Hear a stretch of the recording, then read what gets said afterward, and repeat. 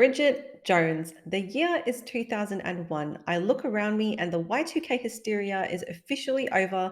The 90s dot-com crash still has its impact, but the girl power movement is strong. Think Spice Girls, Sex and the City, Destiny's Child, and the very creepy height of the supermodel obsession. Now, I have a little confession to make. Little baby me seeing Bridget Jones' Diary come around during the girl power movement made me think female empowerment surely means I have to hate it. I mean, let's be honest, who could like such an obviously insecure 30-something-year-old woman who just couldn't get her shit together? New Year's resolution, drink less. Oh, and quit smoking. Oh, and keep New Year's resolutions. Totally unrelatable, right? All I could think is she looks ridiculous in her Play Bunny outfit. She's embarrassing because she can't even do her job well. And let's face it, she's everything the girl power movement stands against. I mean, she's the silly trope of a woman who needed a man to make everything right in her world.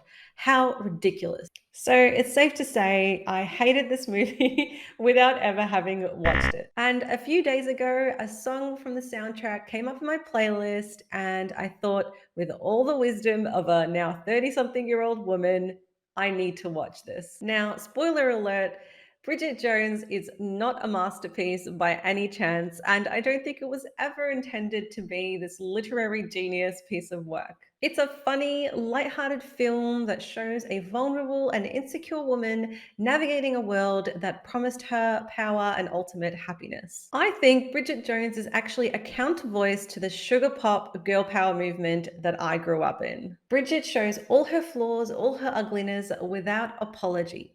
She's funny because when she fucks up, and she constantly does, she embraces the mortification. She riffs on it like a comedian. She knows she's not perfect, and she wants us to know that she has no idea what she's doing or how to even get to where she wants to be. And in all honesty, she doesn't even try that hard to fix her flaws. She's a real woman going through a crisis of identity and belief. And what's most refreshing about this is she's an unapologetic work in progress. What we're actually seeing is the messy middle of her life, where things are going out of control and things are catching up with her. All her past habits, all her past behaviors that have been unhelpful are finally colliding, and she's left to pick up the pieces. And I'm sure we can all relate to that, where despite our best efforts, and maybe not our best efforts, we're in this messy middle where there's no way but through. And the lovely Renee Zellweger makes it look so effortless. But I think in less capable hands, Bridget Jones's character would have been insufferable. She smiles after doing something idiotic or rude, and you can't help but smile right back at her. She nails the rawness and natural affability of a character like Bridget that we end up liking her despite her obvious flaws and inability to get her shit together.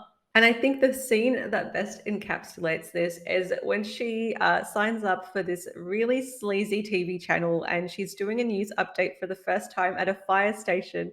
And because they're sleazy, the producer asks her to slide down the fire pole, and she does. And it ends up being this looping video of her basically falling down and her butt hitting the camera. And it's just looping over and over. And of course, she's wearing a skirt.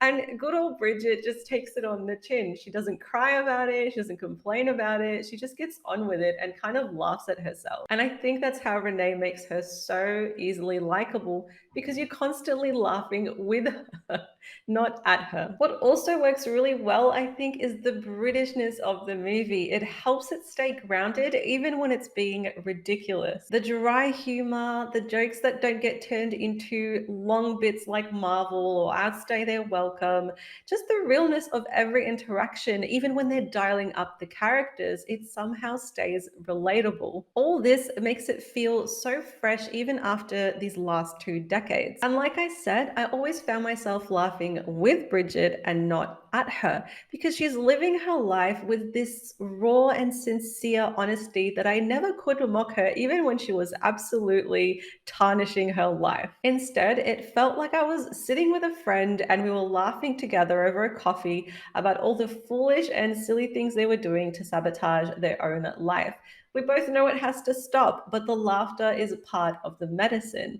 It's the cure that will shock Bridget out of her pain. And the more I thought about it, the more I realized, despite me and Bridget being completely different people, I still related to her a lot more than I do women in modern shows and modern movies where the characters are 30 something year old growing dissatisfied with their lives. And I think it's because despite Bridget being in this messy middle, she's still trying to be a good friend and daughter. There's so many scenes of her still trying to be there for the people she loves, even though she's feeling quite unhappy in her own life. And I think that's what most of us are trying to do. Yes, we can have these stages in our lives where we don't know what we're doing and we don't have the answers yet, but it doesn't mean that we project our insecurities and project our pain onto the people we love most. Of course, we're going to have moments where we act out, but for the most part, we're still trying to be good people. Looks like we have a special visitor with some very special opinions. Marshmallow, what do you think of Bridget Jones' Diary? I didn't even plan that.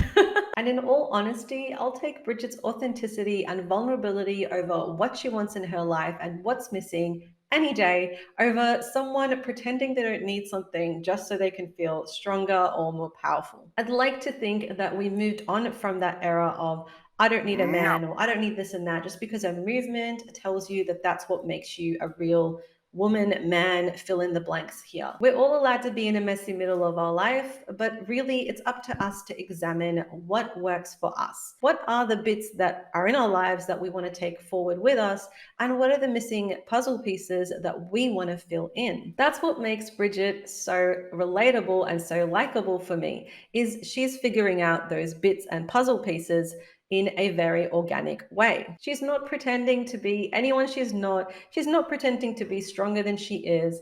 She is who she is and she owns all her flaws. More and more, I feel like our world is missing these gems from the 90s and 2000s. Movies that are simple in the way they entertain us and yet leave a lasting impression because of the candidness of their characters and the coherency of the plot. Bridget Jones is not going to make you a better person overnight. And because I'm a crazy cat lady, now I've got Blinky. Blinky, what would you like to say about? See, I'm not actually, I can't control my cats. They just don't like Bridget Jones. But I'd be surprised if you didn't find it relatable, either directly or indirectly, because of the way that it shows how life can pass us by if we live too much in the moment, where we're in the messy middle of an internal crisis and don't know how to get out of it yet. And sure, we're not also lucky to have Hugh Grant and Mr. Dicey. I always want to call him Dicey. And Mr. Darcy fighting over us to its raining men. And we certainly might never know what it feels like to have Mr. Darcy sweep us off our feet at the end of our crisis. But it sure as hell makes us feel warm and fuzzy to see Bridget get what she really wants, and if we're all honest, what most of us truly desire. Someone who likes us just as we are. I hope you enjoyed this video, and if you did, you know the drill: like, comment, and subscribe to help this channel grow. But otherwise, I hope you have a lovely day, evening, afternoon, night, wherever you are in the world, and I will see you next time.